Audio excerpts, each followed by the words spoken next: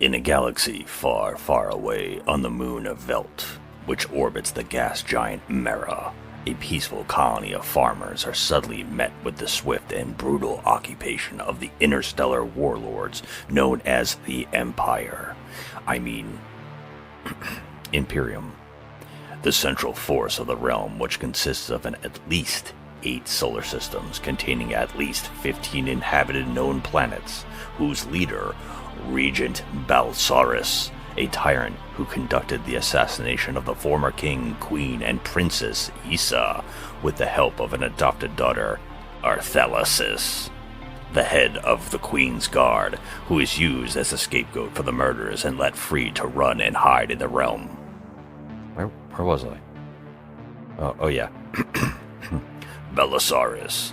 He sends his coal-powered, high-tech dreadnought ship capable of interstellar travel, called the King's Guard, which holds over 5,000 troops, mini-spacecraft, tanks, and his captain, the sadistic, cane-wielding madman Atticus Noble, to find the one thing they desperately need from the farming community: grain.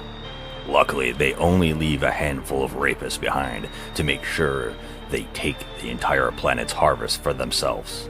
This gives the community stowaway, Cora, secretly the adopted daughter of Belisarius, the chance, with the head farmer and love interest Gunner, the time they need to go through the galaxy and find 5 other washed-up enemies of the warlords to attack the ship on its return, with the hopes that the Imperium will not counteract or still want grain. Will this story finalize in the same time that it took 7 samurai, the Magnificent Seven, or 3 amigos to tell it? Or will it take 5 hours and close to 8 in an uncut re-release that equals up to all 3 of those other films' runtime? Only watching part 1 and 2 of Rebel Moon will tell. Spoiler alert, it won't. Now it's garbage.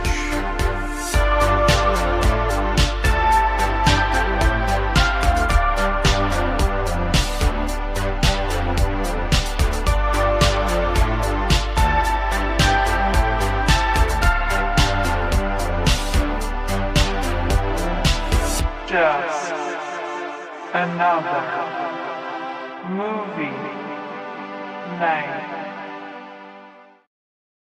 Are you ready, Spaghetti? Yes, sir. There it is. Hello, everybody, and welcome to the show. We are Just Another Movie Night, and I'm Scott. And I'm Joe. Joe, what are we doing today? Talking trash. Talking trash. Talking trash indeed.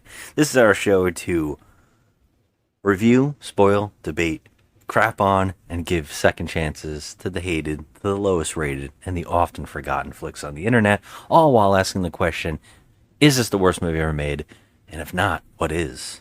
Because here on the show we believe that you can't truly review films unless you really know what the worst is. Yes, but isn't this highly rated? No. That we watched, or no? Today we're doing a special occasion. Since this whole month we've been doing movies that are like new releases that we've been taking as the year has been going on. We're doing a whole month of these weird new releases. And for a while now, I've been wanting to do a Zack Snyder talk. So this is going to be a little bit of a different type of thing. We're going to do 2 movies in kind of just a discussion, and while we also discuss the director and writer of these movies, Zack Snyder. So today we were talking about Rebel Moon Part 1 and 2. Now, I have a question for you. Okay. Do you know the names of these 2 movies? Rebel Moon, Dark of the Moon. You always go for that. That's your Rebel favorite. Moon, Scargiver. Which one of these 2 is that one? I think the second one is Scargiver. You're right. Okay, wait. And the first one is Rebel Moon. In all seriousness, I know this. Okay, I do. Hold on. The Last Empire something. I don't know the first one. I'm not going to pretend to When know. I say the name, you're going to be like, I don't know what that means. Say it. A Child of Fire. Oh. Yeah, we're just gonna call it AKA the Grain Makers. This movie needs to be called The Grain Makers. We had to sit through a 30-minute montage of them harvesting the grain and then moving the grain. I don't even know Like, when why? part 1 came out, but we rewatched it just to get ready for part 2's release, which was really just came out of nowhere. Didn't even know the sequel was coming out. Well, we knew that it was coming. I knew we it was just coming. Didn't know when. But it never was like, specifically told to us. It never was like a reveal. Care. Well, I actually have been dying for it to come out just so we can do it on the show. Because you knew it was going to be trash worthy. Because I wanted to do the first one on the show and we didn't get to. And I have just been, we have to do his films on the show. We have to discuss these movies because we're going to put it right on the table. I hate the first one of these. I know it's very debated.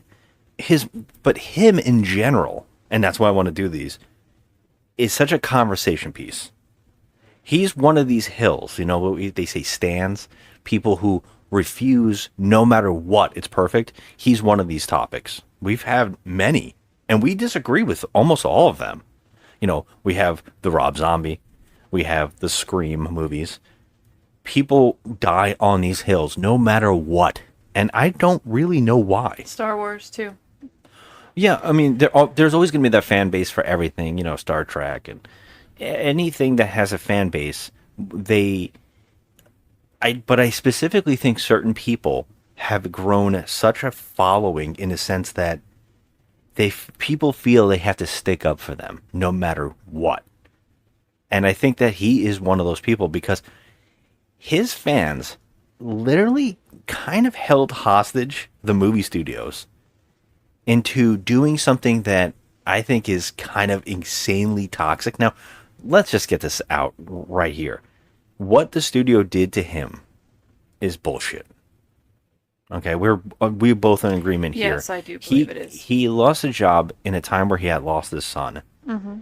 And he was removed from the project after finishing it and replaced with another director to completely change his vision. And it was a Frankenstein monster, is what they put out. Mm-hmm. Now, do I understand where the studio was coming from? Like, oh shit, we've made things too dark, too Snyder. Yeah, I understand that. I understand where the studio's getting really conflicted. And they brought in a guy who made the Avengers to replace him. And he had an impossible task. He had to re-edit, reshoot, and then, CGI a mustache out. He had no way of winning in that fight. Well, they held the studios to gunpoint and completely destroyed any movie that came out after. Everything just collapsed for WB with their DC universe. And they made him put out, which I think is a terrible trend, the Snyder Cut. Yeah. Now, is the Snyder Cut amazing? Yeah, it's way better. It's a great film. Is it DC Comics? No. It is a very, very dark and bleak version of those characters, which, as a big DC fan, I feel that Snyder doesn't understand those characters. Right. Well, you're standing on that DC hill. You are that person, too, that DC no. is like your baby. No, we did Swamp Thing 2 on the show. All right, I am very capable of telling you when something is shit. Yeah, you are. I mean, there's movies that are shit. I mean, Supergirl is one of the worst comic book movies ever made. Oh.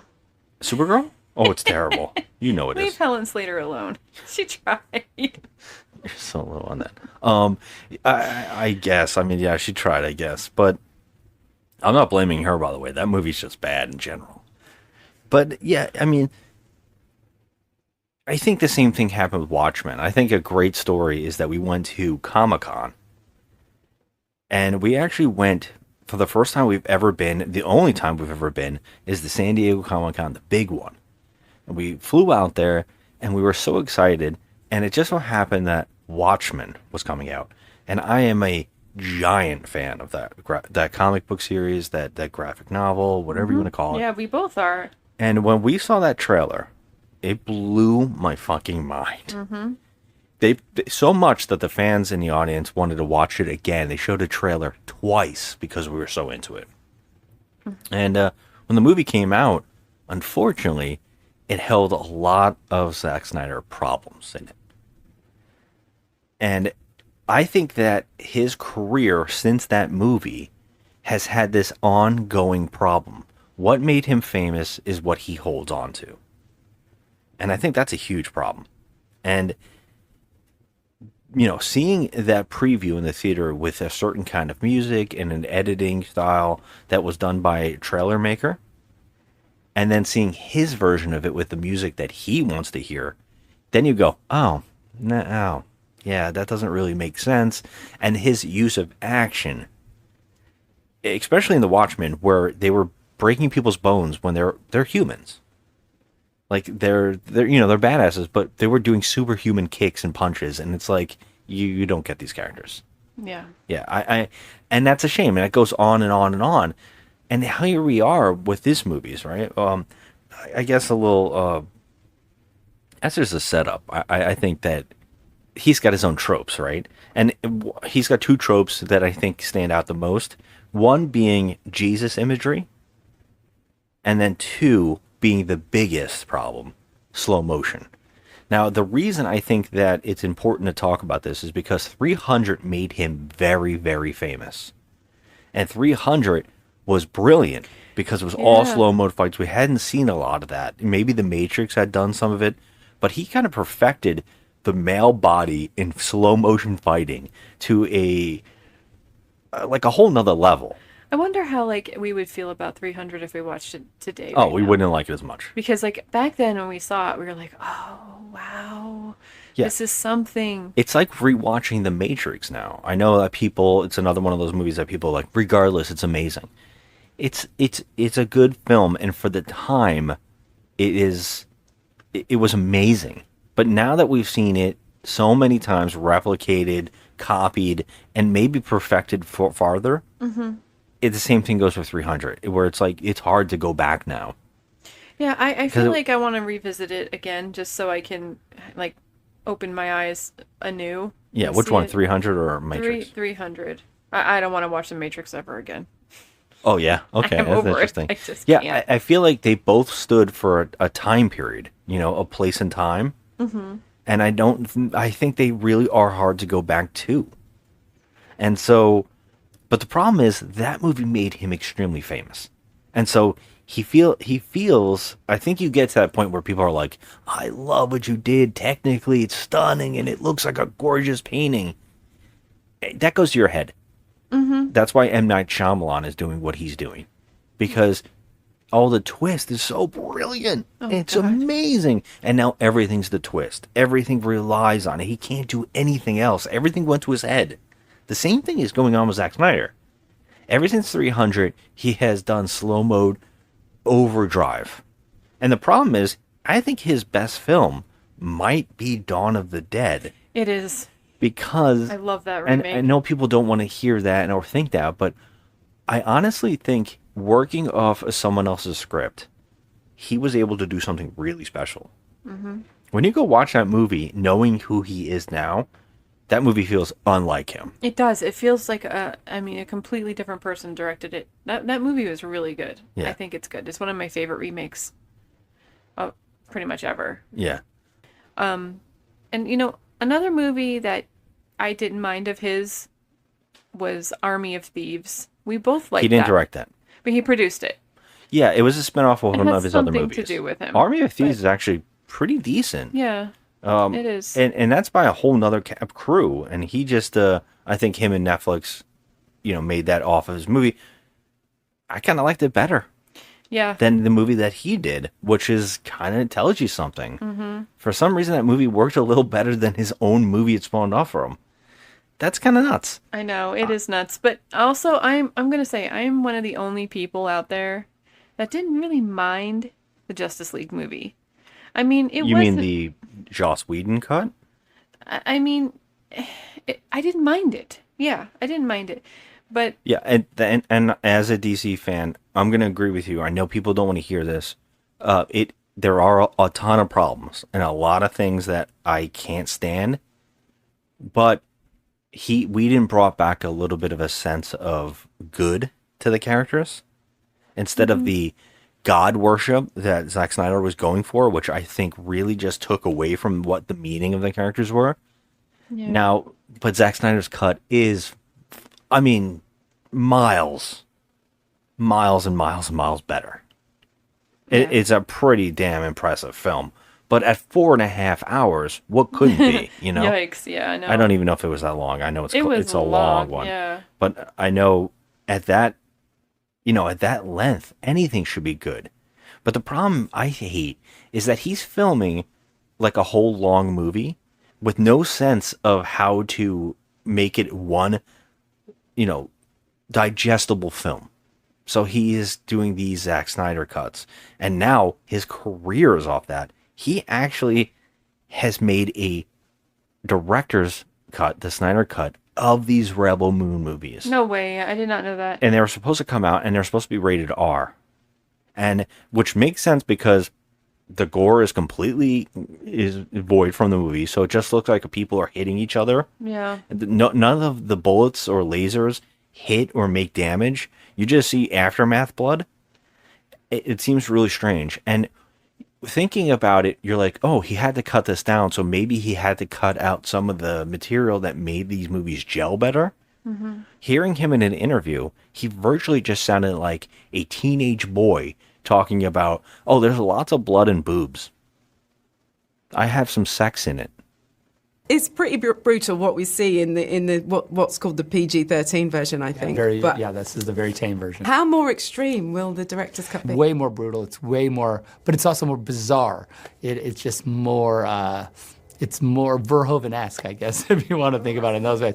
It's more RoboCop than in the way that kind of uses violence as like another character, and we have and also there's a lot of sex in it too in the R-rated version.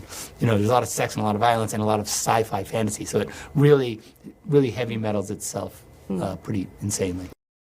And it's like that isn't what you want to hear the guy say. No. You don't want him to say, and he did this with Malin Ackerman in Watchmen, which was one of the most off-putting things. He played terrible music in slow-mo to her having sex. Yeah. I remember that scene. It was really, really weird. Yeah, it's in the comic, but the way that he did it just felt so out of place in that movie, trying to take itself seriously. And he comes off this way, where I keep making jokes about he is what like a fanboy looking in who's also a jock. Yeah. Like he's a guy who wants to be a science nerd, who's like a jock and said, oh, I like some of that stuff the nerds are looking at, but I can make it better because I can put boobs and violence on it. Mm-hmm. And I can also show men in slow motion beating each other up with their muscles showing. And that's what these movies all seem like. Yeah. And I think that's why I have a giant problem with his movies. I don't want to hate him. Every time we watch one of his movies, I try to give it a chance. Right? I think we go in with an open mind, right? Yeah, because I don't dislike Zack Snyder. I think that his movies, though, I will say have come up there with M. Night Shyamalan, not to bring him up again, but we do not like M. Night Shyamalan. Okay, let's just put it out there. But we go and see his movies because we just have to know. We're just so intrigued of what the silliness is going to be, how he's going to incorporate himself into his movies, what the silly twisty twist is going to be. We have to see it. Yeah. And I feel like that's how things have gone with Zack Snyder, although we do not dislike Zack Snyder on the M. Night Shyamalan level. I agree. I don't think there's one movie we absolutely hate. He probably has one movie that I can particularly name that is his worst, but I don't know. I don't want to interrupt what you were saying. Oh, no, I'm just saying, like, it's just, now it's like, okay, we're watching Zack Snyder make movies because we're intrigued on how it's going to go for him. Like, how is this going to go? What's going to happen? I have this hope. Every time I see one of his movies, I have this hope that he's going to pull something out that's really, really creative and different. Yeah. And I think I'm always hoping for him to return to what Dawn of the Dead did.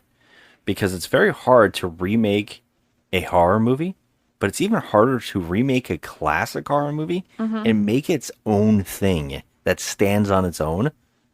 And I think Dawn of the Dead successfully does that. I think that I'm not going to get into what I feel about Dawn of the Dead, but James Gunn's script and his directing really clashed in a way where it made a pretty damn epic film.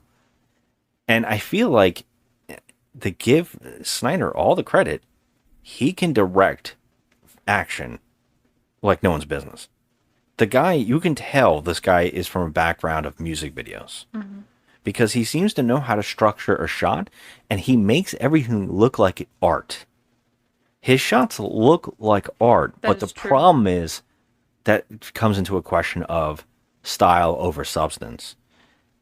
It's almost like he knows it looks amazing, but he's not truly understanding what it is behind that shot that should feel motion. So a lot of the time you look at it, you go, that's beautiful, but I don't feel or any connection to the emotion of what I'm looking at. You know, I don't connect to the character in this moment. And, you know, by the way, the movie that I was talking about that is his worst to me is Sucker Punch. Oh, yeah, we didn't care for that one. It's a movie that even he has admitted recently he would redo, or he wishes he can go back and fix, because he said that movie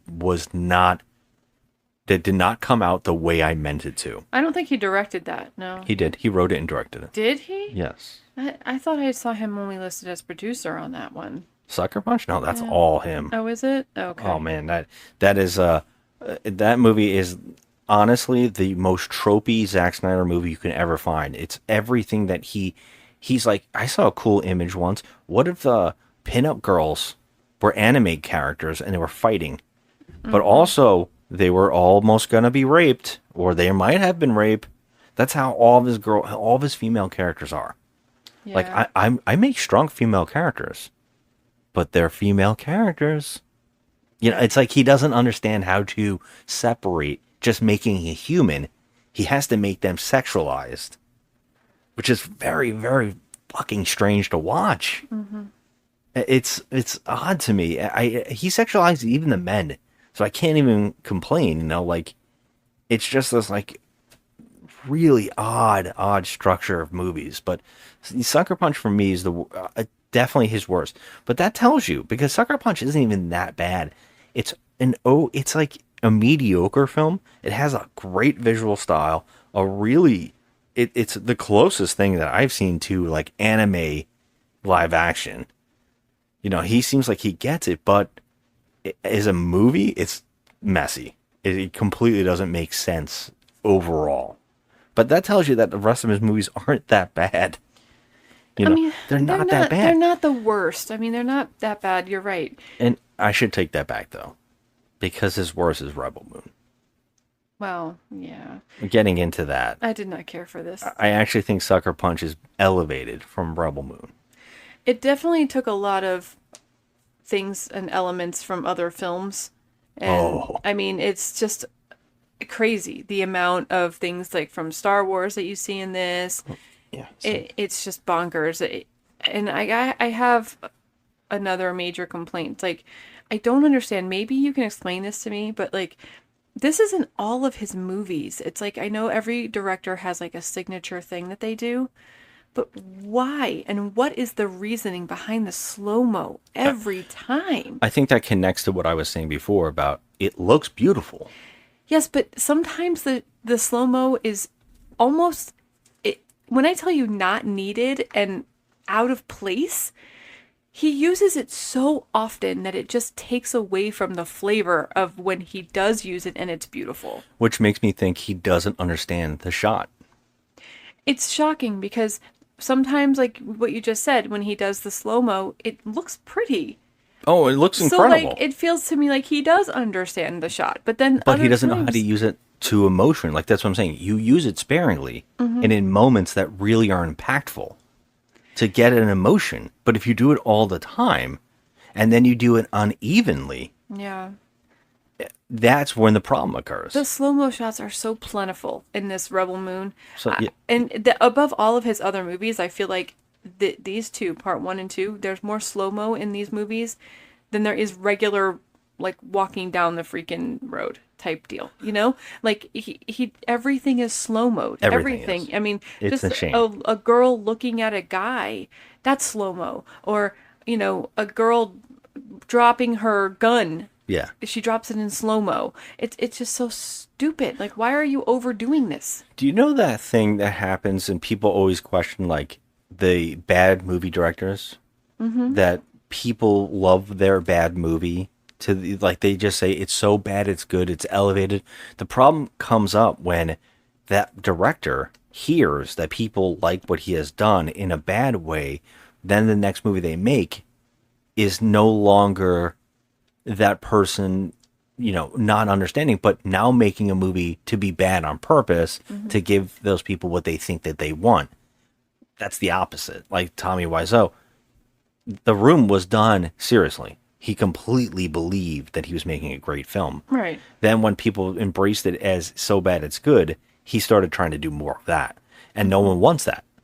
Right. Everybody wants him to make his movies and take it totally seriously. Yeah. My problem is, how has Zack Snyder not been told that it's so much that it's desaturating? Like, the movie is so saturated in slow mode that it becomes completely monotonous in a way. Like, just kind of like, I can't take this anymore. It's overdone to the point where I was like, oh god. He has to know. Like Hansu, he's like trying to step over a hole and he has to do it in slow-mo and look down at the camera, and I'm like, oh, what? Why? Yeah. Why? It's like, even the goddamn montages, he has to slow down. I'm like, we're watching a 20-minute montage of them harvesting grain. I wanted to get into the movies now before we started talking about these little scenes, but yes, absolutely, it is a huge problem.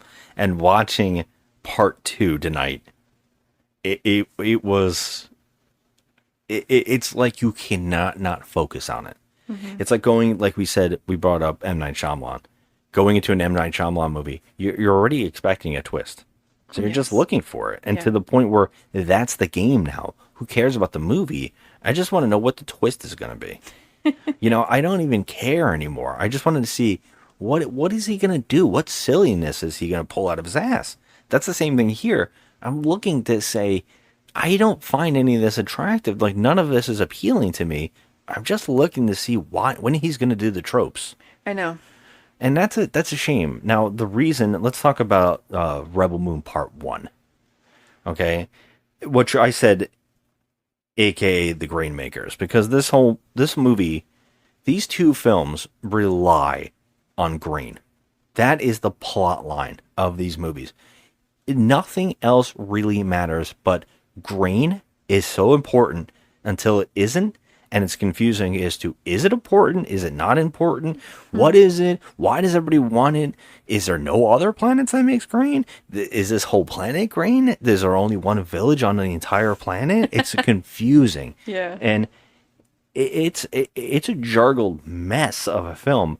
Now, the first movie, the first movie cost $90 million, which is actually impressive, but I have a theory that he directed part 1 and 2 at the same time. Since the second movie says the budget is 83. Now, I would say combine that, and I think that's probably, you're going to have the, 180 million probably. Wow. For 2 movies. Now, and it's also for Netflix. It's not being released in theaters. Netflix is putting these movies out. Right. So I'm guessing he shot them both side by side. And I would think that the money has to be bigger than that. I'm a little surprised that these budgets are so small, seeing as how the first movie is 2 hours and 13 minutes, and the second is 2 hours and 2 minutes. Now, he's got director's cuts, which makes me think, he's done about 3 hours of footage God. in probably both movies. Now, how much money could it have cost to keep doing these shots?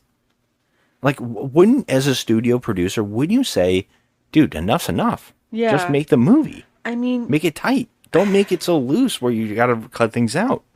Fun fact, he did. The producer actually asked him to tighten the movie up but he refused to cut characters out, so he made 2 movies out of 1. Here's the thing. If he's doing this, okay. If he left all of this nonsensical, stupid, long shots of harvesting grain and stuff in the movie, what did he cut out of it? That's sex and violence, I apparently. need help with this. Because, I mean, we don't need sex. This movie doesn't need sex. You know, we know that Sofia Boutella and the guy, what's his name, are Gunner. They're together. Okay, fine. And they show them in bed at one point. There's no... That's the second one. But yeah, in the first one, oddly, they talk about how the people who make the grain, who are doing the crops and getting the grain, they have a sex romp when the harvest festival happens. They tell everybody go bang in spirit of the festival. I was like, that is so Zack Snyder. You're right. That's right. I remember that that is so now. jock oriented. Like, oh yeah. Because everybody goes bang at the end of that. We got to go bang at the end of this night. we just harvested. Is this is either the Wicker Man? I don't know if this is the Wicker Man or if this is something else. Am I supposed to respect these people? Am I supposed to be weirded out right now? It was weird because most of the village, or like I would say at least maybe 50% of the village is like children and old people. Yeah, and there's a bunch of and everybody's ripped. Yeah. Everybody's raring to go. And I love that there's 2 men eyeing, like, Sofia Boutella's character. Who, by the way, so we're going to play a little game here, right? Oh. Well, let me back up and just say, these movies are directed by Zack Snyder, of course. He came up with the story and the screenplay. And then he had 2 co-writers who's had these co-writers off and on a lot. Kurt Johnstad, who collaborated on 300 with him. He also wrote the movie Atomic Blonde. And he also co-wrote it with Shay Hatton, who collaborated on the Army of Dead movies. And he also is responsible for turning John Wick into the silly overboard series that has become by writing 3 and 4. Oh, God. Yeah, I think that's where it started getting really silly, but that also kind of makes sense side by side with Zack Snyder stuff, where you're starting to the animated violence and action is starting to get more and more obsessive. Yeah. Pew, And pew, pew, pew, it pew, makes pew. a lot of sense, yeah. Now, will this shock you that this series was actually a screenplay for Star Wars? It does not shock me. Yeah, Zack Snyder brought this to Lucasfilm and tried to make this a movie series. He wanted to make this the new Star Wars trilogy. Oh, God. Yeah, the grain. Oh, my God. And I mean, that's really funny to say because I would call this movie AKA Seven Samurai, AKA The Magnificent Seven, AKA Rogue One, AKA Rogue One, AKA, I mean, so many movies. This is so many different styles and ideas smashed into one movie. Anything that he's ever liked pop culture wise, he shoved into this thing. Oh, yeah, for sure. You can tell. Yeah, and we have a cast of crazy characters who are the Seven Samurai, who are the Magnificent Seven. I don't remember any of their names. I was going to ask you, can you name the good guy? Okay, here, I got one. Furiosa. That was the fake names I gave them all. They all look like a pop culture character. Hold on, I got it. Okay, so there's Cora. She's the one. Oh, main. good job. Okay, Cora. And then there's Gunner. I said that already, that's why. No, I knew him. I'm going to say AKA the Grain Guy. He was Gunner. Then there was Tempest. No. What's her name? Oh, which one is this? Okay. The Asian lady with the not lightsabers. Oh, she has a very easy name to remember.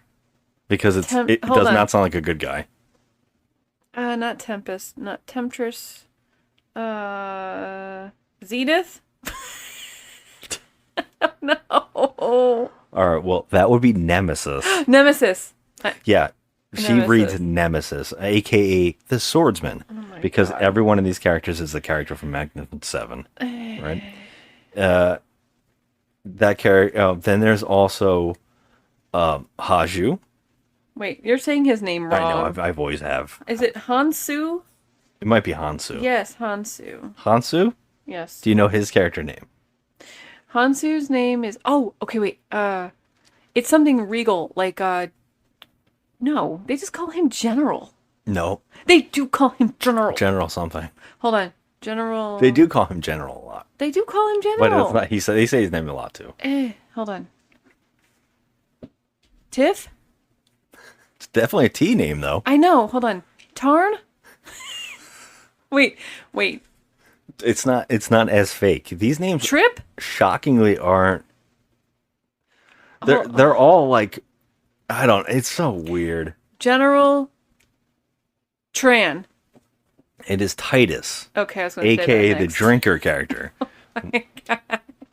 Okay, so we also have Ray Fisher coming back from after his whole debacle with the Justice League, where Joss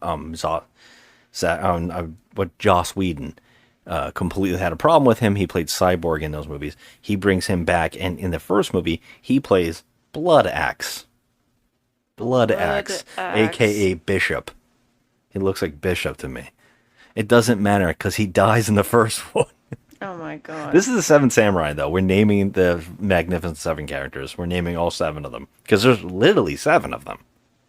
Then there's also Tarek, aka Tarzan, aka John Carter of Mars, aka John Sully from the Avatar films. Oh. Yeah, he's the one that, shirtless man. Oh, wait. Charlie Hunnam. No, the guy looks like Tarzan. Oh, I kept calling him Conan. Oh, okay. Well, you can use any of those. I said Not AKA. Jason Momoa. He doesn't look anything like Jason Jason Momoa. Momoa. This guy's super pretty. Like, super pretty looking. What, He's and- a... Jason Momoa is not super pretty? No, but he's like, never mind. Okay, gotcha. And then, yes, in the first one, there is also Charlie Hunnam's character, who is Kai. Mm-hmm. AKA, it doesn't matter, he's dead too, because he is the backstabber character. Also, worst accent. I could not take this accent in this movie. And the whole time I kept going, is this a real accent? What is this accent he's doing? Well, he's British, but he was doing what? Scottish? He said he was trying to do Belfast. An accent from Belfast. Isn't Belfast in England? Isn't that in the UK? Yeah, it's like a different dialect, though. Oh. But he said he was trying to do that, and what he has now said is that they had to slow... The test audiences couldn't understand him, so he had to go back and ADR his lines, and he had to slow them down. So he's like, you know what? It's Space Belfast. Oh, God. All right. Well, whatever. Yeah. It doesn't make any bit of a difference. It doesn't make a difference. He dies in the end of the first one because he backstabs everybody. Because the first one boils down to a simple premise of a character going off to find other characters where none of their plot lines actually make sense, and it just flows from stupid scene to stupid scene till they all come back, and at the end they fight the bad guys. And now there's one, we got to name him. Because bad guys, aka the Empire. I mean, that's all they are, the Empire. And now this actor, Ed Skrein, is it Skrein? I'm going to probably pronounce that wrong. Ed Skrein. It looks like it's Skrein. Okay. I don't like him. Creeps me the fuck out. Atticus Noble. I like the name. I know, it sounds like a good guy. I know. It doesn't sound like Darth Vader. No, he sounds like sounds a like the good guy. good guy. Like he's going into battle and he's going to make it out alive. In fact, Nemesis is the good guy, and Noble is the bad guy. I know, that's hysterical. That is funny. And maybe he did that on purpose. Who knows? Oh, he's Ajax in Deadpool. Yes.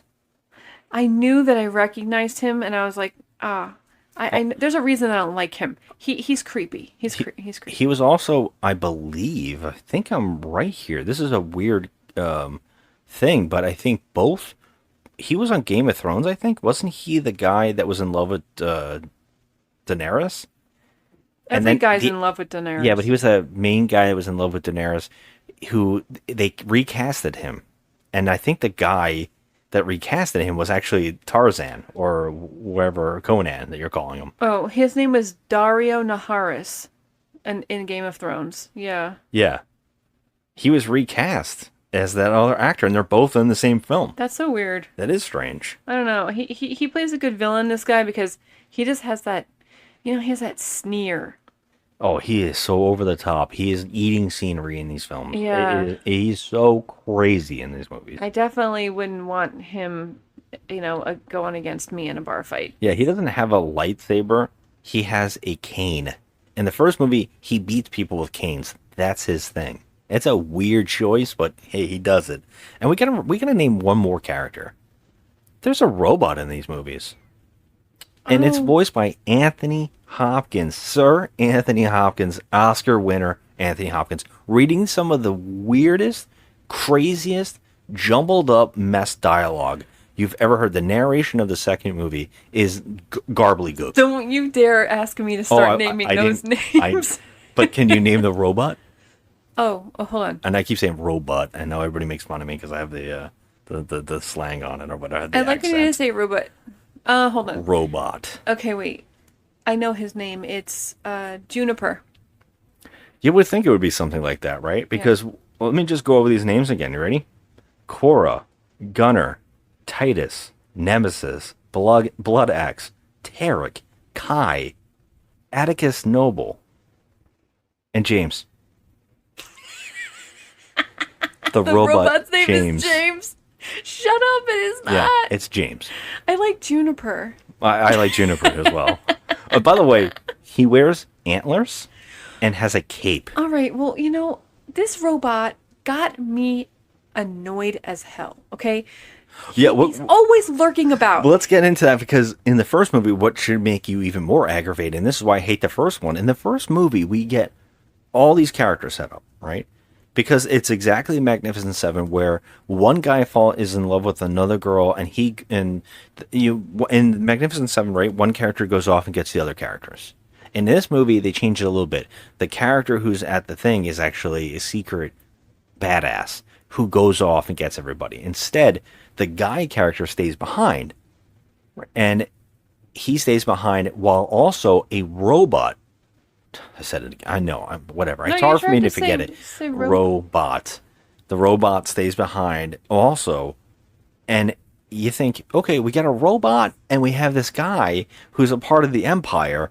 You think they're going to be main characters. They disappear from the film and they are not shown for the next hour and a half. Mm-hmm. In fact, the kid is never shown again in the first movie. And the robot is only shown as a cameo, in the very end stands up and looks at the screen and breaks the wall and looks at us and then runs off. You can't help but go, why set all this stuff up if you're not going to make that your main focal point? Yeah. Right? It's crazy, but he saved it all for the sequel, but didn't make any of it worthy of giving a shit about, because you forget about it halfway through the movie. You're like, oh, well, now we're finding other crazy characters and we're going to fight the bad guys. So now we get the sequel, right? Now, I guess let's just end with the first one here and just say the first one is mess. Now, how many times in the first one, since we just rewatched it the other day, how many times do you think slow mode was used in the movie? No less than 678 times. Well, by scenes. How many scenes? You can't do how many shots because that would take forever and God knows how long. In every scene, it was used at least once. I don't care. I don't care. Someone had to go use the toilet, and they're doing it in slow-mo. I can't handle it. It was every shot. I was so annoyed. I think I was screaming at one point. I was like, why? In the first one, you were doing it in the second one. Well, in the second one more, because it was worse, I think. Yeah. Well, in the first one, very crazy, I found a source that is Screen Rant did a countdown, a ranking of all of the slow-mo shots in order from worst to best. Oh my god. Yeah, and they did 17 scenes. They say 17 scenes are in slow-mo. Why would you waste your life like that? I don't know if they're a part of that defending him regardless. Whatever he makes is great. Now, I don't know. But 17 scenes now in the sequel. We'll start off. Let's get into the sequel because that's what we really are talking about. Oh, we're not here. going to talk every single goddamn scene out of this because it's bonkers. I counted 22 scenes. Now, I will say that is a little debatable because You counted? I counted during this movie While we were 22 watching it? scenes. Yeah. Like I said, this is a little sketchy because I might be cheating because Nemesis has a fight scene in this movie that is shown on and off for at least an hour to keep cutting back to her. At least a half an hour. They cut back to her fight scene, and you forget about it for a little bit. And then they go back to her, and you're like, oh, she's still slow-mo fighting? And so I was counting those as separate scenes, because they would just cut back to her a lot. Yeah. So I'm counting those as scenes. So overall, I got 22. I think it might be more, because at certain points, I got dulled. Well, like, I'm just my mind went dull. Super impressed by you, because I'm sitting there just wanting this shit to end. Yeah. I was like counting the seconds, like, we can't have another half an hour left. We just can't. There's no way. Okay. So the movie begins where the last one left off, where our group of heroes who survived have come back to get the grain that they were promised for fighting. Mm-hmm. Unbeknownst to them, the bad guy from the first one who died in the end of it is back to life in the sequel's opening. In the ending of the first one, too, they bring him back to life. No explanation of how. Is he a clone? Is he regenerating? No, they put him in the Lazarus He's like an egg pit. sack of some sort. Yeah, it's like a Lazarus pit. For some reason, at the end of the last movie, Cora knocked his teeth out of his freaking head. And then when he's resurrected in this Lazarus pit, he has all of his teeth. I'm like, okay, well, that's number one. But the funny thing about that is he can grow new teeth, but his scars are all still there. Yeah, he has a scar, and that's why this movie's called Scar Giver. Yeah. It's so stupid. So the good guys think that they've won, but the bad guy is really still alive, and now his motivation is revenge. Yes. So, okay. So Cora and her boyfriend there, Gunnar, they go back to the planet with their group, of the Magnificent Seven, and so they all go. They all return back, and they're like, "Oh, we did it. We killed him. It's over." No, it's not. They learn from their little spy that's talking to the Empire that, oh no, he's resurrected the bad guy. He's going to be back in 5 days. They don't know that. They think they're coming to get their grain that they were promised. Yeah, in 5 days. In 5 days, they're like, oh, we're going to come and get our grain. They don't know anything about the bad guy being alive. Didn't they say that they killed him, but how can they come back to the planet if they have no general? Didn't they say something like that? There's some weird rule. The main character, she says that there's some kind of rule where once a general's dead, they have to go back to their home planet and leave everything behind. I was like, Okay. Why would they do that? Why Okay. wouldn't someone go get the grain they were promised? Why would they leave? And they also left soldiers. So they're not going to investigate the soldiers that they left behind on this planet? Yeah. And by the way, baffled. that's a Zack Snyder thing too. I didn't mention is that he left every single person is always rapey. Every man in these movies, like the bad guy, are rape. They're just rapists. Mm-hmm. And they went the ones they left behind. They're all like now they're so straight laced. They follow rules. Everybody stands in. People are wearing masks. The Empire is so straight laced that it's very odd that one of the soldiers starts getting rapey and also shooting a robot that they brought with them. Yeah. And it turns out that the robots are some kind of living species that they were all like supposed to take care of the queen or the princess. And then when that went through, they all became servants. And instead of fighting back, they just allowed that. And they didn't get revenge. They just became slaves. I don't understand any of that, especially since robots in this universe are the most powerful friggin' things. They're like Super Saiyan. I know. Yeah. And also they're Jedis because their powers come and go. You don't know what they can do, and then okay, he can jump really that's far the thing and fast. he can do. Yeah. And that there's so many issues here that are confusing, and they don't actually get explained, and they just appear. Mm-hmm. So yeah, like you were saying, the villains seem to be okay with people breaking the rules because there is no established lore that makes any sense in this first film. Going into the second, now all we're getting is a bunch of farmers like having to learn how to fight and get their grain together. And so we get 35 minutes, at least. I think I'm being generous here. 35 minutes of slow motion harvesting, drinking water, Training. training, Yep. and constant slow motion. Like, no, what is the slow motion for here? Or we're supposed to just feel, oh, the earth is nice looking. Okay, but it's stupid shots. Like, oh, I mean, they look they're pretty. playing with the grain, so they're flipping it up and down in a pan, Yeah. and they're doing it in slow On mo slow and motion. laughing and carrying on, having the time of their lives.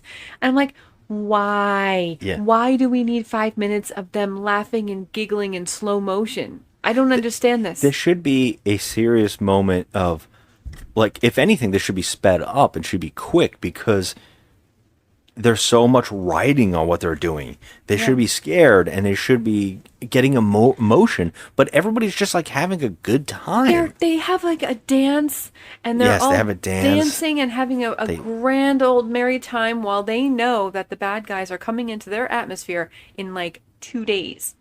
And they have all this training that they have to do, and they're dancing, and they're giving out the one girl, the blonde girl, I don't know her name, but she made these beautiful tapestries for each member of the Magnificent Seven, and Which is a nice moment. It was a beautiful moment, but then she gets to Cora, and I had to say it out loud because I couldn't take it. It was so ridiculous. She's telling everyone's wonderful attributes. We didn't learn that. We actually forgot to talk about that before it happens, but yeah. Yeah, well, the girl made these beautiful tapestries, and she's giving them all out to each member of the Magnificent Seven and telling them what a beautiful job they did and how their tapestry represents their personality and their strength. And then she gets to Cora, and she says, you're the heart, you're the life behind us, the force of the whole thing. village. And then I screamed out to you, oh, but I just murdered a child. Yeah. Because she did. She literally murdered the princess. We find shot out her. is after sex, the two character Gunnar and Cora, their after sex talk is that she has murdered the princess. And we have to, again, see this in flashback, in slow motion, of people. Now, can we talk about this scene? Because this blew my mind. I don't think I've ever seen a villain have his own score made for him during the action. He actually has people playing instruments with bags on their heads to score the fighting that they cannot see. Right. It was quite impressive. I think this is a first. Yeah. I And have so never seen a villain score his own betrayal. This is Carrie Elwes And as it's the king. it's Carrie Elwes doing the king, but he's doing that acting that he did in Saw, where it's questionable.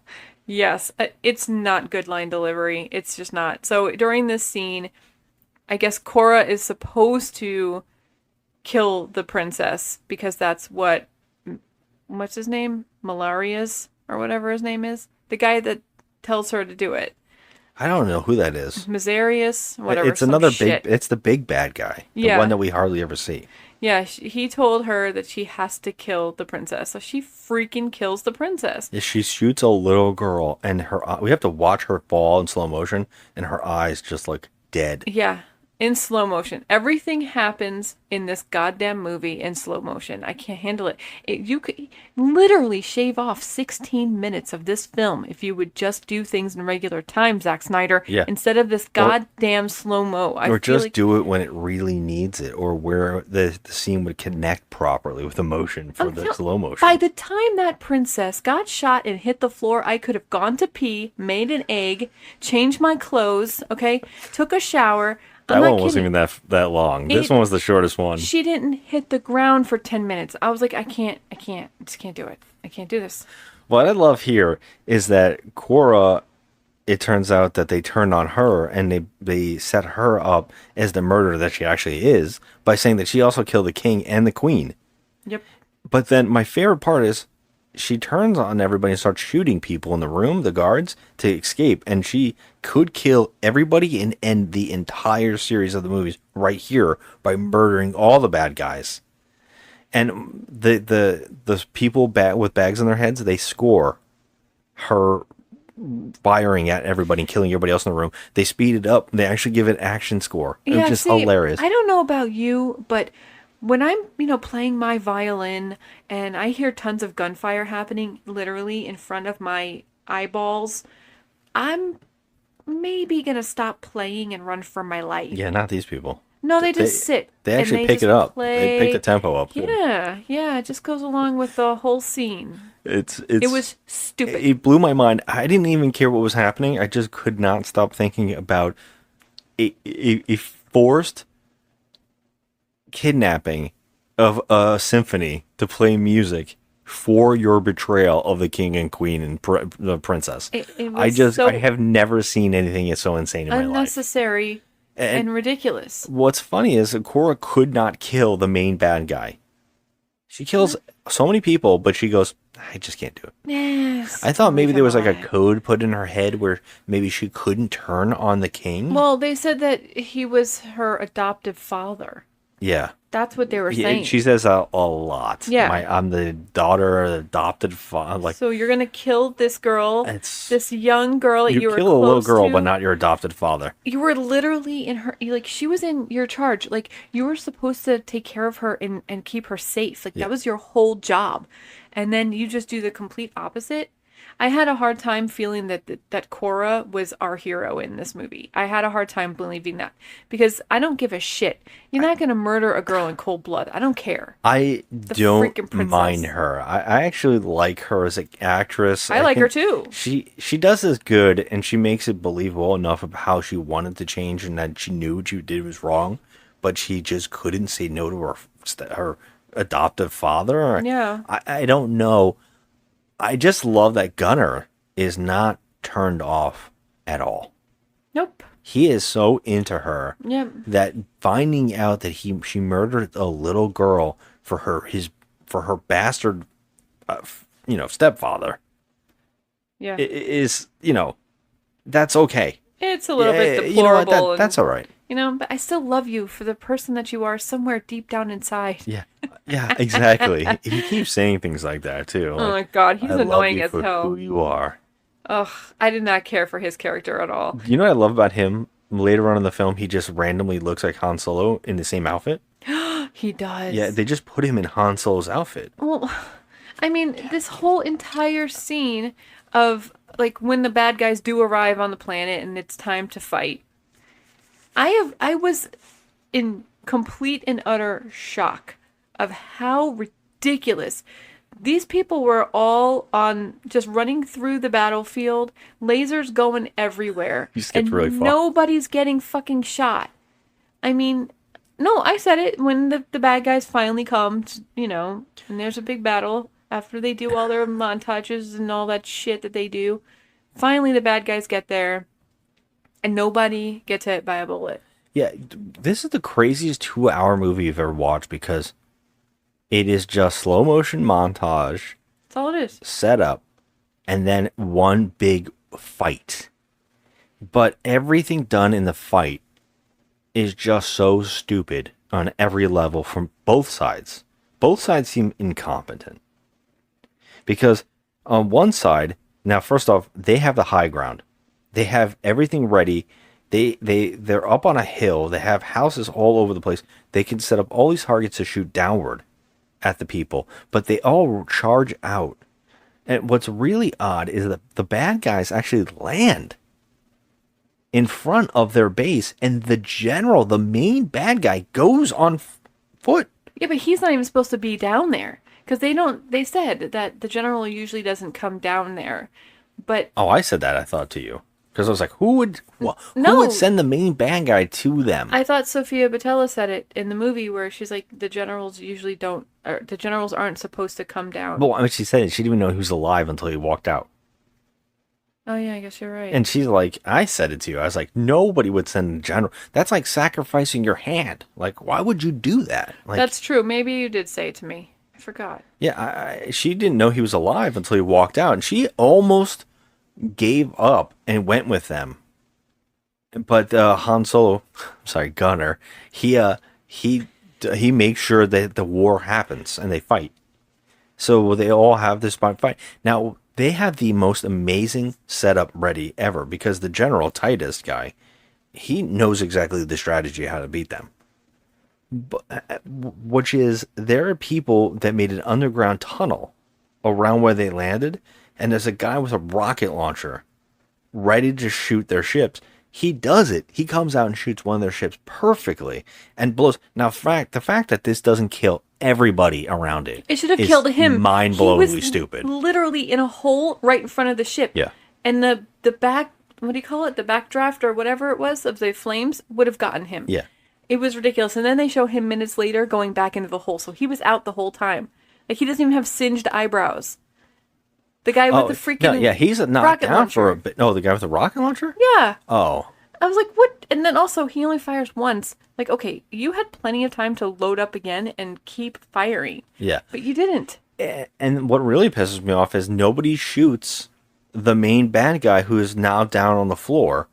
They let him get up Yep. in this explosion and jump down the hole and kill almost everybody without a problem. Because she has to be the one to face off against him. Exactly. Yeah, so bad. It's so cliche. And their plan is actually kind of great. Their plan is to use her old ship to get onto their ship, which is a really smart plan. But not bring a team of badasses on the ship, leaving just two people, one who's a farmer and the most badass. They're the only two that go to the ship. And they sneak on, while the rest of them suckers are all down on the floor doing dumb shit. Now, during this fight, one guy just uses axes. Tarzan, he just uses axes. Tarzan. This is the most, like, there are just beams of laser blasts flying all over the screen, and you cannot tell where they are. Then there's also weird lens flare that makes it look like some of the characters are getting hit. Yes, it does. Well, they're not getting hit. We know that because literally these laser beams are flying past their noses and they're just standing there. Yeah, the main heroes are complete. They're impossible to shoot. Mm-hmm. They just every blast, every shot, every bullet flies past them perfectly. The guy is standing still, hitting people with axes, and nobody can shoot this guy. Nope. It is so insane. And they also, while somehow they weren't watching, they also put down a battalion of walking tanks onto the planet. Yeah.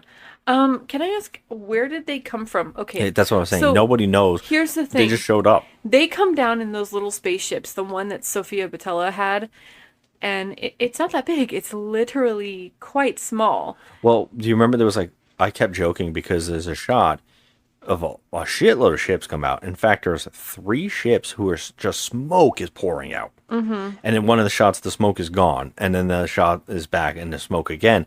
There was like 20 ships, but only 3 landed. Yeah. So I guess we were like, okay, where the hell did the other ships go? Yes. You just kind of forget about it.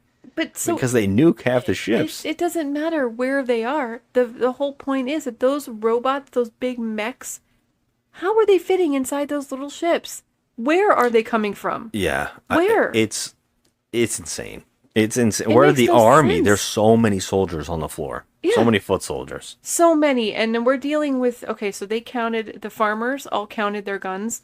They have knives, but they counted their guns. 15 guns. 15. They said that. They said that. They said 15 guns? Yes. So, what, how, what, I need help. And you kept joking, everybody pick up the bad guy's guns. That's what I kept saying because they made a point to say, okay, we have a rocket launcher and we have a couple of rifles. We have 15 guns total. Yeah. Everyone, use knives, make weapons, whatever. And they're not even picking up the bad guys' guns. They're just going out there with baseball bats and shit. I'm like, what is wrong with you fools? You're going to get killed, you stupid assholes. Like, they just run out there like, wee! They do. And, like, we're dealing with soldiers in freaking armor, mechs, all sorts of things. And they have, like, bombs and shit. And they're literally, these assholes are just walking around with, like, a sharpened stick. Are you kidding me? Are you kidding? It's true. You think they would make, like, like floor traps, something to make them fall into pitchforks. Yeah, They but harvest. They have. Yes, they dig the bottom, like they dig in the ground, and that's where they They come made a up out of- mine, but I'm talking about Yeah. making actual killing traps with all the equipment that they use to harvest. Right. So like the bombs that they rig underneath the ground to go off, which is a spectacular explosion when it does happen. The movie looks great. I mean, that's the thing that sucks. The movie looks amazing, except for like the laser blasts are flying all over the place.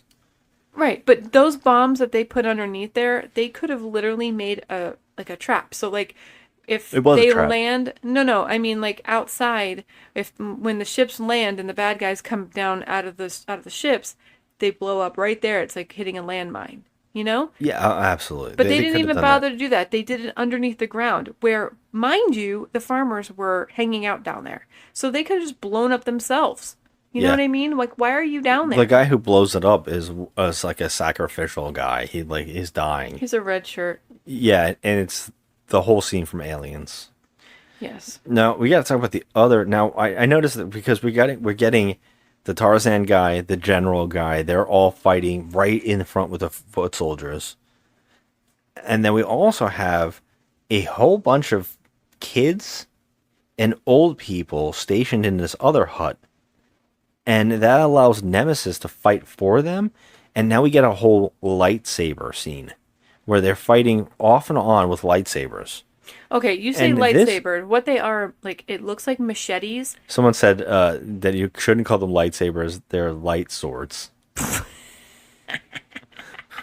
Blow it out your ass. They're not even. They're Like- light machetes. Light machetes. Oh my god, I can't. They do look like machetes that are glowing like lightsabers. Yeah. I And the guess bad you're guys right. have blue, and the good guys have orange, which is really weird. It's so. Come on. She is. I kept telling you, go look at a picture. Go watch Kubo in the 6 strings, or the Kubo in the 3 strings, or something like that. I don't know. I'm I think probably it's messing that three, movie. 3 strings. I think it's 3 strings. Yeah. She looks exactly like a character from that. The sisters, there's 2 sisters that have the big hat. She looks like that Oh my character, God, I think and you're right. they score. Oh, I think that I hate this so much. 2 this- strings. 2 strings. It's so good. I cannot believe I'm not remembering. That movie's awesome. I know. We loved it. But anyways, she is scored with this really bad Asian music, which I really felt like, wow, talk about like on the nose. Yeah, it That was the a little Asian too sword fighter on the nose. Yeah. is fighting with this really typical music. It does not work for this character. I don't like it at all. It's not epic at all. It's not epic. And they keep using a score we didn't talk about too, but it sounds like Lord of the Rings. Like they're Yes. using like this weird elvish music. Yes. Yes. She looks like a cross between them and Vampire Hunter-D, who Vampire Hunter-D also had a giant hat. Yes. Yeah. So she fights with lightsabers with these characters, and nobody in this place except like 2 people try to help. But there's like 15 old people. They could definitely go and help her. And now there's okay. She has 1 robotic arm. They make it a big part of her backstory. We get a whole backstory for all these characters in slow motion as well. And she cut her for her own arm, so Okay, she has but a robot arm. We see her using her right arm to cut her left arm off. We see that. They show it to us. Yes. I'm a little confused by this because I am too. in this fight she loses her arm again, but it looks like the robot arm. Okay, so they cut off her left arm, which is the robot arm, okay? But then later, maybe a couple minutes later, she is being hugged by the one kid that she's like friendly with, and she moves his hair to the side. And I could not help but notice it was extremely CG'd. Yes, it was CG'd, but she had a robot arm It on her looked right it was arm. robotic, like it was like somebody CG'd in a robot arm, and I'm a little confused by this scene because I kept going, "What happened here? Why was this CG?" Yeah, it was weird because unless she did have a right arm that was already robotic and they never told us, but that's not what it looked like when she cut off her other arm. I know, and in the movie, as I recall, she had like gauntlet gloves. Yeah. And that's why I'm thinking that they somehow screwed up or thought, or maybe rethought and said, ooh, the wrong arm was gone off and someone realized and they had to CG it. Or maybe they should use the wrong arm in the shot and then they had to remove it and use a different arm. I don't know. It was very bizarre. It It's didn't make extremely any CG sense. looking. I thought it was a goof. I think it is. I think there's something happened here. It looked very uncanny. It did not look real, and it was very weird to watch. I was like, what was that? Was that CG or not? Yeah, well, Nemesis is killed because nobody in this fucking room would help her. Except the little boy runs out and stabs a guy in the leg. Well, thank God for him, because at least he freaking did something. What is he, 10 years old? He would have killed all of them if she would have died there. Yeah. And she does die anyways. She dies anyway, but there's literally 40 people in this room that she's protecting, and none of them can help. None of them can throw a can of beans at someone's head. Do something. Something. They don't do nothing. I mean, these people suck. At one point I was like, you know what? Just let these people fucking die. Well, we'll get into that. Now, during this, I kept saying to you, isn't there another character? Wasn't there another Magnificent Seven character? Furiosa. And then Furiosa shows up, and I was like, where the fuck were you during this entire fight? She just shows up, and she's being that character who's in the crow's nest, like shooting from up top, which is very Magnificent Seven stuff too. Mm-hmm. I think the remake did it with Ethan Hawke when he was in the tower. I like that remake. Yeah, that's a pretty good remake. Not as good as the original, but it's pretty good. Well, she is shooting from a bell tower, not doing anything particularly well. But then she decides to go into the river because they are being attacked by, and I'm not shitting you, the robot mech walking things are just straight out of Ghost in the Shell. They're the Ghost in the Shell mechs. They're walking around with like a cannon on top. They look like half tank, but they're walking tanks. So it's even pick up straight on up on that. Ghost in the Shell. And she is able to sneak behind one and take it out with a rocket launcher she randomly finds on the battlefield, right next to it. I would feel like a rocket launcher, because that looked like the same rocket launcher that It was. the guy came out of the ground with. Which was miles away. Miles away, yes. I would feel like that's a hot commodity, and maybe you want to stick close to the guy who had that rocket launcher. Well, to be fair, she shot this thing just like I would have shot something in Halo, right on top of it. Like she didn't even blow up. She got knocked down, and the bazooka completely disappears. Ugh. But, and my favorite thing is they think, oh, we won. And then 15 more mechs. Actually, there's a shot, and I kept telling you, hey, there was a lot more mechs out there. In this shot, I can see them. I'm like, there's a ton more. That's a talk about spoiler for the next scene where you think that they won. Yeah. And then they're like, oh shit, we didn't. But luckily, Super Saiyan Robot shows up now. Oh, thanks for sitting, on the mountain and just looking off into space and doing nothing through the whole movie, you asshole. Yeah.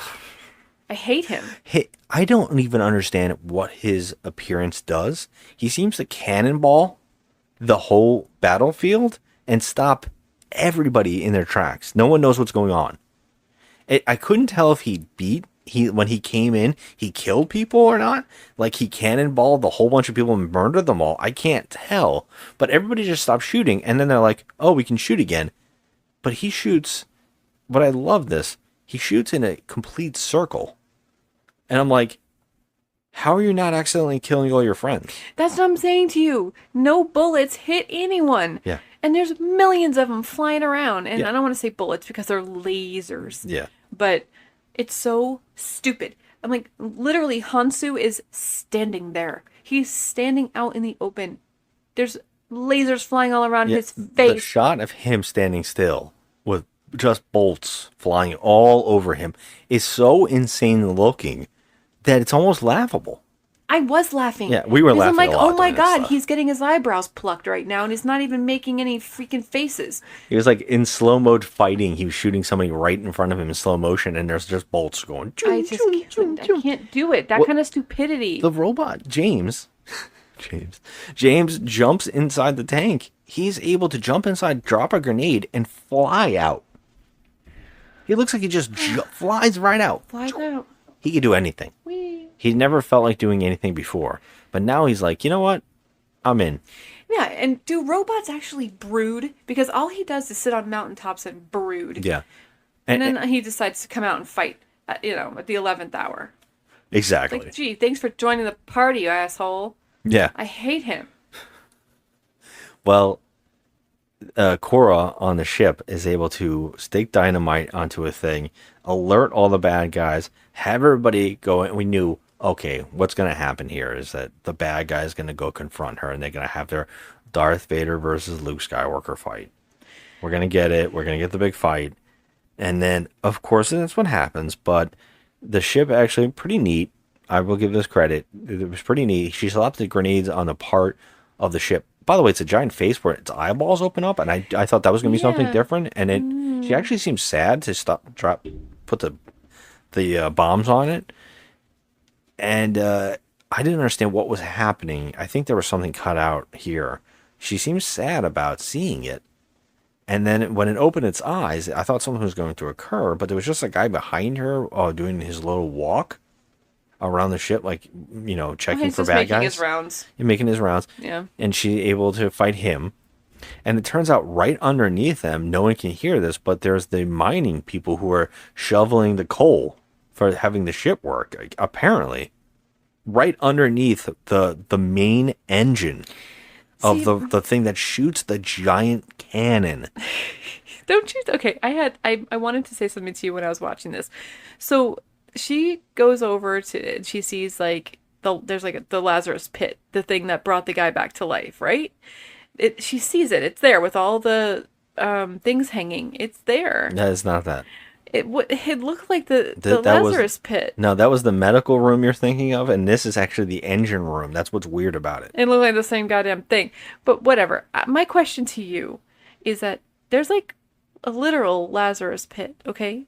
I don't think it is. It's just like a big embryo sac that they stick him in. He was brought back to life, okay? Yeah. It's like when Luke woke up in the beginning of Empire, he's in that thing. Mm-hmm. That's exactly what this was. Okay. Well, they have that kind of technology. I don't know how it brings them back, yeah. Whatever the technology is, okay? But they're using coal to run the goddamn ship? Exactly. That's primitive. Yeah. And it's right under the laser beam cannon that seems to be a human head. It looked like a human head statue that's eyes lit up.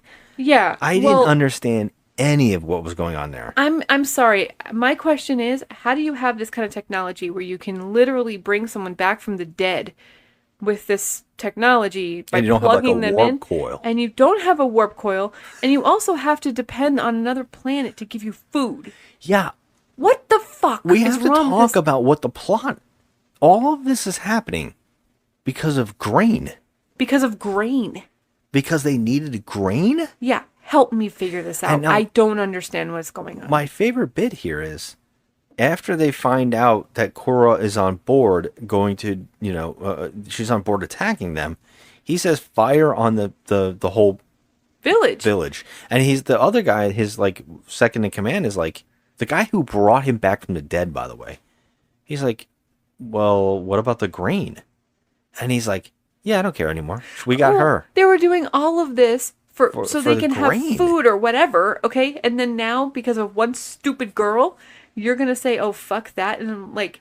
Yeah, but his rationale is even more insane. He goes, and then the other second in command goes, but what about all of our soldiers down there? No, he doesn't give a shit. And then he goes, it's just less mouths to feed. And then I was like, but you're also blowing up your food. I feel like at this point in the movie, they just wanted it to be over. Yeah, I did too. I felt like they were like, enough grain. Enough already. Stop trying to plot things out. Stop trying to care. There's no plotting out. Just move on, and let's kill this bitch, and let's move on, and that's it. And that's exactly what they were trying to do. I feel like the three screenwriters, I feel like the two other guys went to Zack Snyder, and they were like, this is about grain. And then Zack Snyder was probably like, yeah, isn't it cool? Yeah, And then they were like, no, I think we got to get away from the grain. Yeah. And he's like, yeah, but the grain is the main part. Okay. That's how this movie seems. I can understand if it was fuel, Or they Right. needed something for Like they fuel. needed like a fuel like cell. Dune makes sense. Or yeah, like in Fallout they needed the fuel cell or something. In Dune, you're like, Yeah. oh, we need the spice melange. We need the spice melange. All right, and they're like, we need the spice. Did you say menage? Like a menage a trois? No, it's called the spice melange. That's not what you said. You said I menage. said spice melange. Oh yeah, play it back. You said menage. I didn't. Sexy motherfucker. Anyways. The bad guys want the spice, right? Because the spice makes warp technology work. And whoever owns that can get anywhere first and be in charge because they can get their armadas to different spots. Yeah. And so that's how you could take over each location. Whoever has the spice will rule. Here, they're just like, no, we want grain. Yeah, I just want food. They just forget all about it, and they What are they forget their going to do mission. with grain? What are they doing with this grain? What are they doing? They're powering the ship. And this is the only don't know. planet that That's has what a I grain said- yard that's in what it. I said to and the you. village is tiny for a giant planet. Right, and also, can I just say, it's weird because this planet is so strange. Half of it looks like a desert wasteland. It does. And the other part looks like a beautiful flowing meadow. Yeah, there's a part Explain. where she parks her. I'm not even kidding. She parks her ship in a waterfall, Yeah. So and I was like, "There's a I'm like, waterfall wait, over here." This is all in the same 5-meter like parameters in this. You have a waterfall, you have a beautiful flowing meadow, and then you have a desert wasteland. And all then in nothing the same. else. Yeah. Like, what kind of place is this? It's so weird. It's like one of those. What's that video game that was like really popular? No Man's Sky, where you just go to the planet and there's like nothing, and you just put a little. You put a little house there, and there's like, oh, there's nothing else on the planet. You can just walk around on it. Yeah. It's like, why would I have a little house on it then? Like, Right. Oh, there was just one little base in the middle of nowhere. Remember Mass Effect, where you go and you find that pyramid, Yes. and it's just like on a planet, you just find a pyramid. What's on the rest of this planet? Nothing. Just this one little pyramid. The whole planet just for this little pyramid? Okay. By the end of Mass Effect, I still didn't know how to drive the Mako I know. It's amazing. I love that you still remember the name, though. because it was a bane of my existence. This is why I can't drive in video games. I just remember coming home, seeing you back up into walls. Trying constantly. to get me up that hill. I just have to get up that hill, then I go tumbling down. It's just some hot mess, man. Hot mess. And it's amazing. But that's this movie. A hot And mess. this a little house in the middle of nowhere, and this is the and you know what's funny? In the location of where the village is, I don't see the farmyards where where the farm No, is. that's what I'm saying. Like, Where is the grain they being make done? it seem like it's literally like in the village, but then where is it on the radar? Because they show you the down shot of the above. You know, Yeah, the they keep above shot. showing it. And I kept going, where's the farm? Where I don't know. Where's the farmland? Where is it? Like, from this location, where is it? I got nothing. It doesn't make any sense. The village itself looks like 3 huts. It does. Like 3 like little hut locations. It's so bizarre. And you know what's funny is Cora goes on that ship, and now the guy's like, kill everybody on the planet. And the guy's like, are you sure? And he's like, yeah, of course he doesn't. You know, this is one of those bad guys that no matter what, it's like a guy's like, hey, you're dying. You're going to die from gangrene if I don't help you. And he's like, no, I'm a bad guy, so I have to kill you because you're not allowing me to do the thing I am. And I want to do, and I'm having a temper tantrum. Mm-hmm. But when the second in command goes, are you sure? He doesn't freak out on him. He's just No. like, no, buddy. Yeah. Kill everybody. But I like the it. best part about it is the second in command knows that like It's wrong. they don't have any freaking food. Yeah, and that's like the whole point. All of this has happened. All of the resources that he's wasted on nothing, and he has nothing to show for it. He thinks that if he goes home, he's got the Scar Giver. That's the only thing that was necessary. That's his own personal vendetta. No, okay? it's not, because he was going to bring her back to her adoptive father. Yes, but he also hates her, and he. Yeah, he actually says that he's going to string her up, and then he's going to Yeah. show everybody his scar that he was given from her. And I was like, who gives a shit? Which, by the way, did not get healed yet again. I'll say it again. It's they actually point it out. And Mm-hmm. he's like, it's great. It's a part of me now. Yeah, his teeth grew back, but his scar scar didn't did. heal. Okay. So This movie's the- straight up redonkulous. when the gun shoots, I actually thought this was cool. When the gun actually shoots at the planet, it actually backfires because all the bombs are attached to where that coil for the weapon. When it heats to shoot, it blows up the bombs. It should blow up the whole part of the gun, but it's still able to shoot. But when it does it, the explosion makes the whole ship shift, and it shoots over the village. I was like, wow, that was perfect. But I kept thinking, well, if it shot over the village, what if the farm is over there? That's what I was gonna say. What about the fields? The fields on fire now? They just got nuked? Nobody has any food. And I love that nukes in this world, like bombs and nukes, never cause backlash. No. Everybody's just like, there's like a flashback where the general tells a story, and they shoot from the dreadnought ship. They shoot a giant nuke on a whole bunch of people, and he's standing really, really close. And there is no shockwave, or no. I mean, a nuke hit the planet. You know, there's got to be some kind of suffering from that nuke going there off has too to close be to you. like some kind of repercussions. Yeah. I mean, maybe you got some dirt in your eye. Something else. Yeah, he had ash on him. I was like, okay, but you're right there. And the same thing happens here, because now the ship is crashing down to the earth again, perfectly away from everybody. Mm-hmm. But I kept saying, something that large crashing into the planet would definitely cause a shockwave or some kind of devastation to the planet. Maybe mess up with the atmosphere or something, because it would have a huge explosion. My favorite, it doesn't matter though, because our favorite thing is happening now. The whole ship is shifting. So that means that Korra, Han Solo, or Gunner, and the main bad guy are having their fight. Yeah, it's a good time to have. This is as good as any to have a fight. We could not stop laughing because they started slipping and sliding at each other. They were like on a slip and slide. They were just dropping, and we kept going, whee! They're just We flying literally around. said "we" at the same time.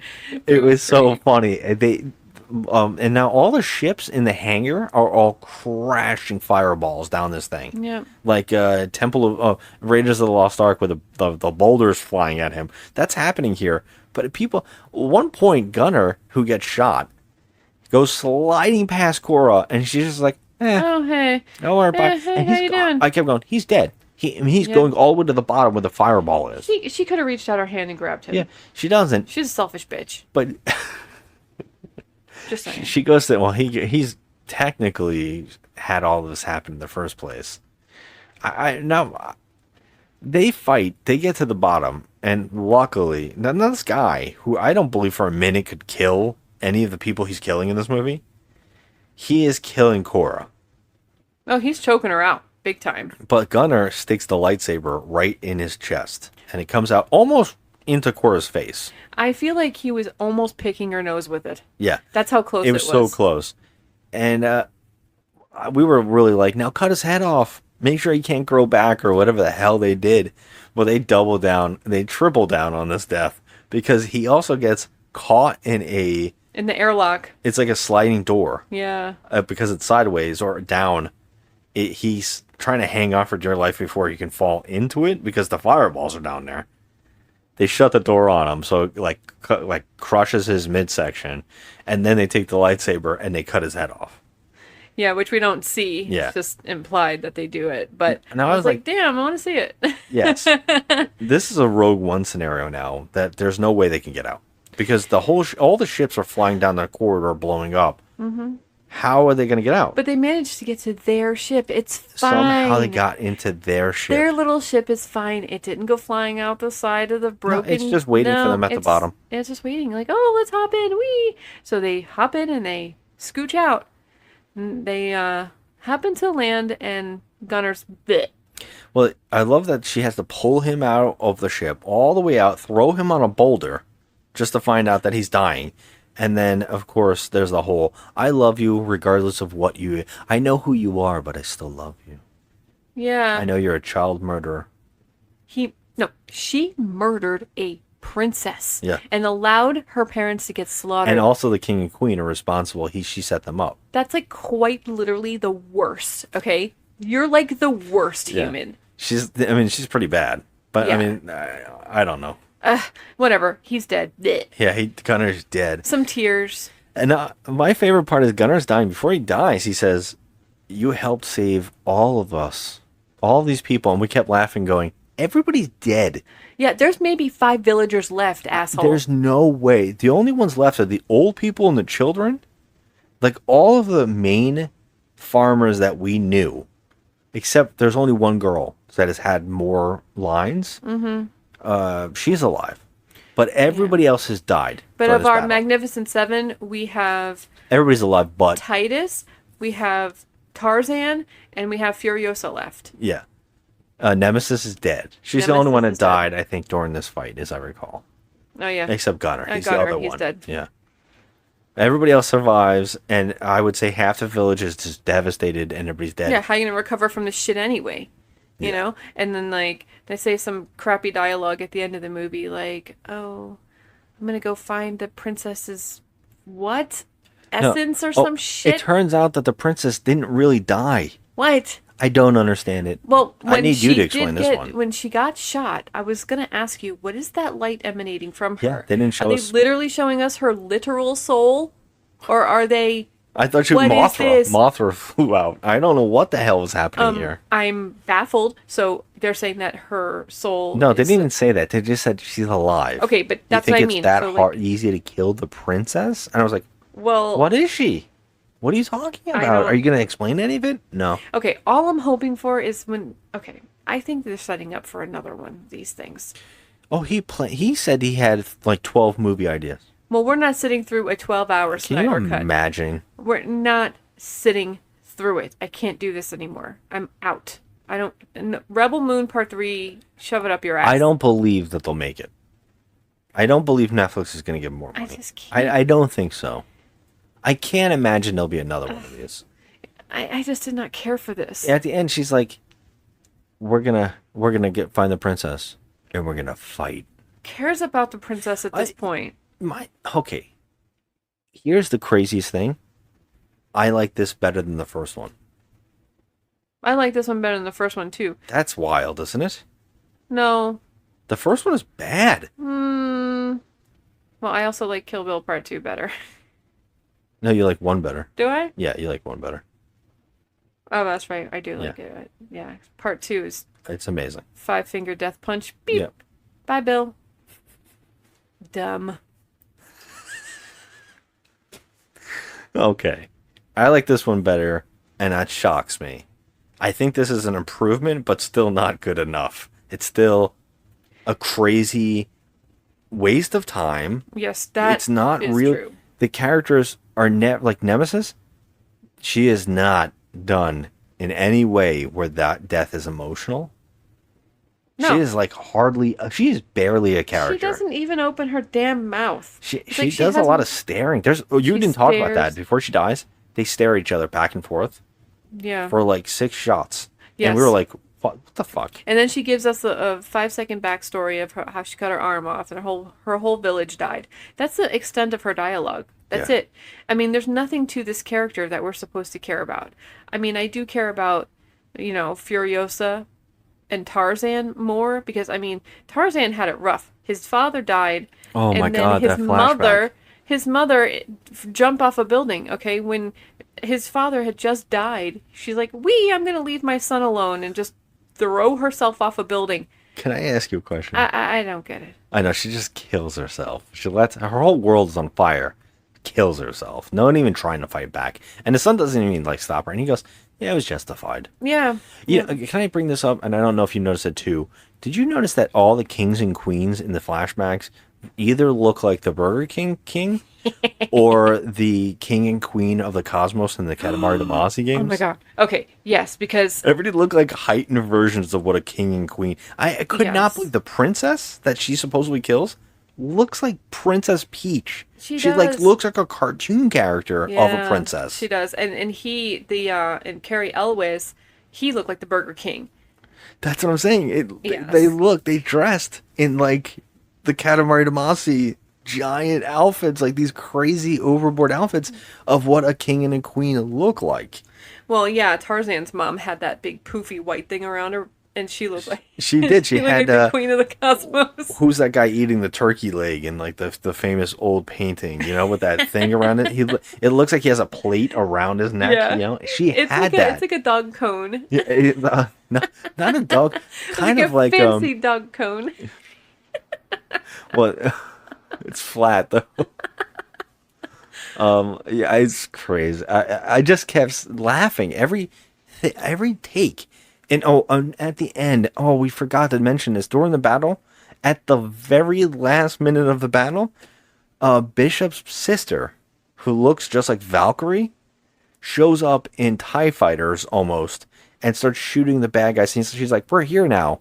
Everybody's fucking dead almost. Yeah, thanks for coming by. And then they show they show people in the spaceships helping her, and they look like Star Wars characters. Yeah. By the way, that girl, you know her. She was in Last Man on Earth. That's that girl. Yeah, I knew I recognized her. Her name is Cleopatra something or other, and yeah, she's pretty girl. But she shows up at the 11th hour after everything's been done. I'm like, what are you doing? And then they're cheering and they're like, we helped, we did something. Well, fuck you. You showed up after everything was over. At the end, they all go, if you're gonna fight, we'll be there for you. And then that one girl's like, yeah, I'll be there. I just showed up, and I didn't help you before, but now I'm in. Yeah. Go to hell. We're done with you. It's just so... These movies are crap. I don't care. It is the most crappy versions of Star Wars that you can think of. It is. You know, I feel like we've seen better movies on Bad Movie Night, and I've said that before. It actually felt like an Asylum version of Star Wars. Oh my God. This could have been Star Wars or something, Grain Wars, and it would have been Grain Wars, and this could have been like the knockoff version of Star Wars. I like it. Grain Wars, the movie. I do like it. Yeah. Now, what do you give these two movies? Well, all right. Well, because they're not incompetent. I mean, there's a lot of things wrong with them. They look pretty. Lot. Yeah. They look pretty. I'm gonna say mediocre. 5 on 5. Both. Oh wow. See, I had originally given the first one a 3. I hated it. Well, I think it's not as bad on second viewing. On second viewing, I probably would raise the review up a little higher. I think that I was so mad that it was just a bunch of borrowed ideas. It was like a kid was handed a script after watching every sci-fi thing ever made. And he was like, oh, make your own script now. And he's like, I think this is cool. This is cool. That's why I was really mad about the first one. It does look pretty. It's okay. The acting isn't bad, except for Charlie Hunnam's accent. And then this one, I mean, a lot of the characters are over the top. It's just, I maybe would give this a 5, the second one, and that's being generous. Well, let me just add something, because I did say to you that I liked part 2 better. I do. I definitely do. I do. So I think I'm gonna have to go 4 or 5. Yeah, I'll say so too. 4 for the first one and 5 for the second one. I have to. Yeah, the second one just, it feels like a better, more straightforward film than the mess that the first one was. It was just like sequences stuck together that didn't really do anything overall. And this one was like, although it is exactly The Magnificent Seven, it's a remake, or Seven Samurai.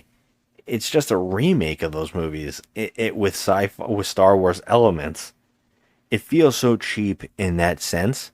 But like I said, we have seen movies on Bad Movie Night that are way worse versions. I heard people point out Battle Beyond the Stars. These movies are exactly that movie. Well, a lot of movies rip off other sci-fi movies. Like elements of other it's kind of hard not to. But when it's so overboard, it's so, you can tell every element is a pop culture reference. It gets to the point where you feel like there's nothing original here at all. No. And there's no actual story or script. There's no stakes. Grain is the stakes. And it's just mind-blowing. It's mind-blowing, how lazy this is. It's not even the stakes, because at the end of the movie, the bad guy's like, fuck the grain.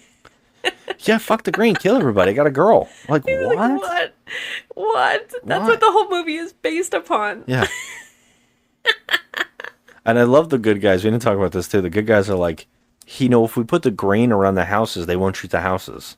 And I kept going, why don't you wear grain on your head then?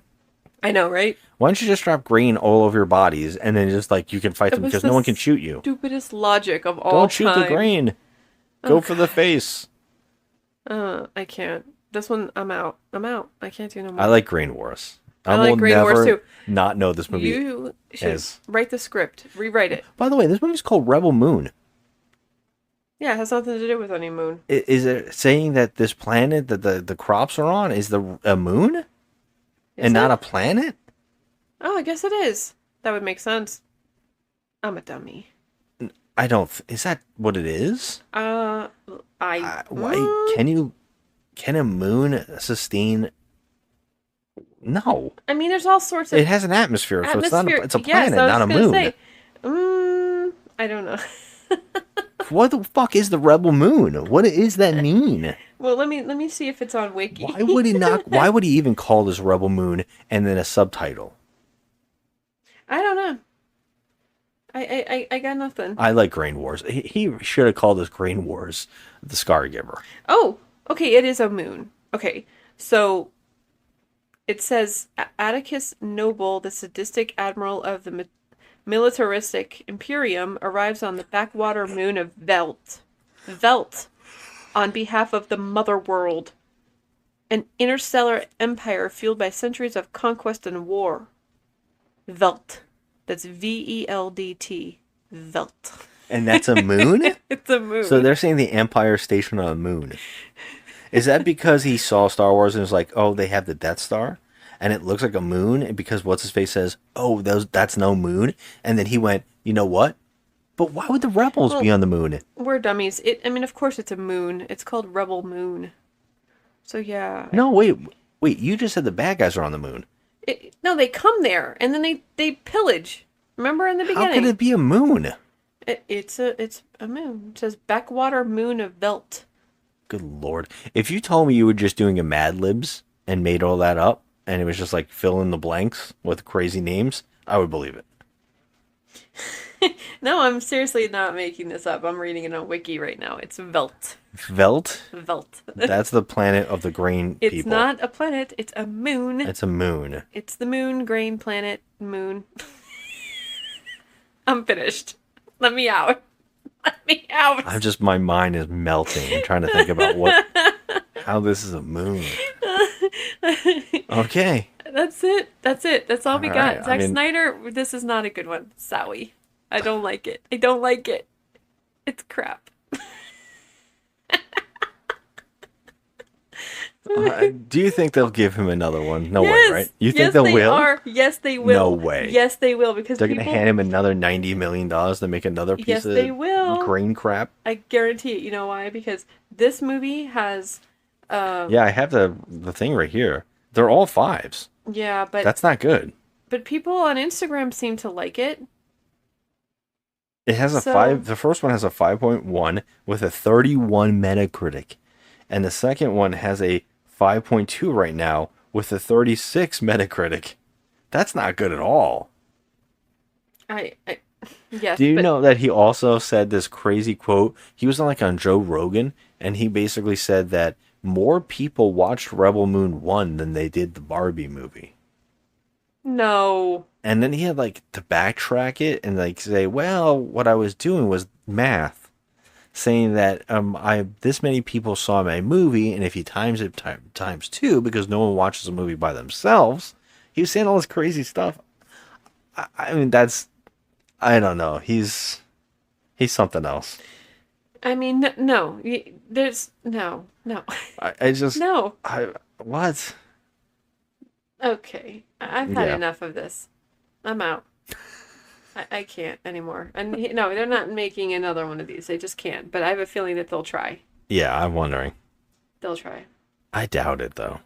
All right, let's get the hell out of here. All right. No more grain and moon talk. There's no way that more people saw the shit than Barbie. Okay? No. I mean, nope. To me, I think that Netflix just plays something and they count it. You know when you leave your idol on a thing on Netflix and it starts playing it? Yeah. I think they count that. I really do. I don't know. Whatever. I don't care how many overplays or replays or whatever. Yeah, there's no way that people have watched this more than Barbie. I know, that's what I'm saying. I'm wondering No. if Netflix really does mess with their numbers like that. Who And if knows? I'm echoing right now, it's because I'm slowly backing away from the mic. Yeah, you keep leaving the mic. Because I can't anymore. All right, Fuck buddy. this movie. Let's get out of here. I'm just going to go read into Moons a little bit. All right, have a good one. This is our rant, our rampage on whatever the hell we just talked about. Thanks for listening, everybody. Have a good one. Bye. You may love or hate my movies, and But they're I'm yours. 100%, They are 100% I'm Zack's 100% movies. fine with that. But a vote against me is a vote for the focus group version. Right. Just know that. Yeah. Know that by saying, Snyder sucks. Yeah. You're also saying, you know what? Give me some more focus groups.